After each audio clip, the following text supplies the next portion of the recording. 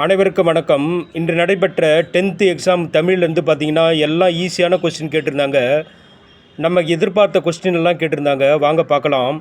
விருந்தினரை பேணுவதற்கு பொருள் தேவைப்பட்டதால் தன் கருங்கோட்டு சீரியாழை பணயம் வைத்து விருந்தளித்தான் என்கிறது புறநானூறு. இன்மையிலும் விருந்து. ரெண்டாவது கொஸ்டின் பார்த்தீங்கன்னா, தொடர்களை முழுமை செய்வதற்கு பொருத்தமான தொழில் பெயர்களை தெரிவு செய்க. பொது வாழ்வில் நடித்தல் கூடாது. நடிப்பில் அவரை மிஞ்ச ஆள் கிடையாது. மூணாவது கொஸ்டின் பார்த்தீங்கன்னா, வாய்மையே மழை நீராகி. இத்தொடரில் வெளிப்படும் அணி உருவகம். 4 வெண்பா செப்பலோசை உடையது. 5 இரு நாட்டு அரசர்களும் தும்பை பூவை சூடி போரிடுவதன் காரணம் வலிமையை நிலைநாட்டல். 6வது கொஸ்டின், காய்ந்த இலையும் காய்ந்த தோகையும் நிலத்துக்கு நல்ல உரங்கள் சருகும் சண்டும். 7வது கொஸ்டின், பூக்கையை குவித்து பூவே புரிவோடு காக்க என்று டேஷ் வேண்டினார் கருணையன் எலிசபெத்துக்காக. 8வது கொஸ்டின், வீசு தென்றல் தொகையின் வகையை தேர்க. வினைத்தொகை. 9வது கொஸ்டின், பின்வருவனொற்றில் முறையான தொடர். தமிழர் பண்பாட்டில் வாழை இலைக்கு தனித்த இடம் உண்டு.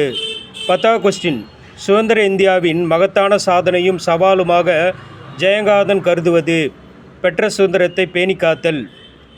11வது கொஸ்டின், விருந்தும் மருந்தும் 3 நாள். பாடலை படித்து பின்வரும் வினாக்களுக்கு விடை தருக. விசும்பும் ஊழி ஊழ் அப்படி தொடங்கினாவே பரிபாடல்.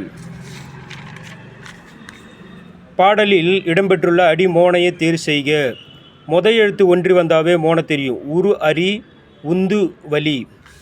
14வது கொஸ்டின், ஊழ் ஊழ் இச்சொல்லின் இலக்கண குறிப்பை தேர்வு செய்க. அடுக்கு தொடர். இப்பாடலின் ஆசிரியரை தேர்க. கீரந்தையார். 2 மார்க்கெல்லாம் பார்த்தீங்கன்னா நம்ம எதிர்பார்த்த கொஸ்டின் தான் கேட்டிருந்தாங்க. அவயம் பொருள் 2 மார்க்கு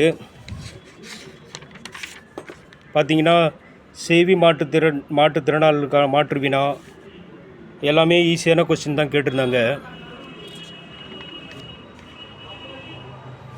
அடுத்தது பார்த்தீங்கன்னா 3 மார்க்கிலும் நல்ல கொஸ்டின் தான் கேட்டிருந்தாங்க. அன்பும் அறனும் உடைத்தாயின் இல்வாழ்க்கை. இந்த அணியெல்லாம் நிறைய தடவை நம்ம கொஸ்டினில் கொடுத்துருக்குறோம். கூத்தன் ஆற்றுப்படுத்துதலை கூத்தாற்றுப்படை 5 மார்க்லலாம் ஈஸியான கேள்வி தான் கேட்டிருக்காங்க.